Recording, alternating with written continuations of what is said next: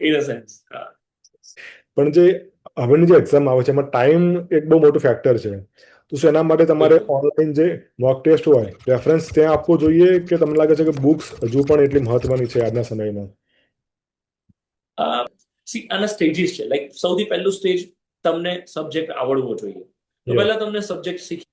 Second stage છે પ્રેક્ટિસનું, કે ભાઈ તમે જે કંઈ શીખ્યા છો એમાં વેરાયટી ઓફ ક્વેશ્ચન્સ કેવા કેવા આવી શકે.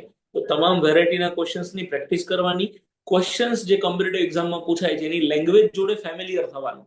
ફેમિલિયર થવાનું ઇન ધ સેન્સ કે તમે એક વખત રકમ વાંચો ને તમને ખબર પડી જવી જોઈએ કે આ પ્રશ્ન કહેવા શું માંગે છે, કયા ચેપ્ટરનો પ્રશ્ન છે, કયા કોન્સેપ્ટનો પ્રશ્ન છે. તો સેકન્ડ સ્ટેજ જે પ્રેક્ટિસ વાળું સ્ટેજ છે.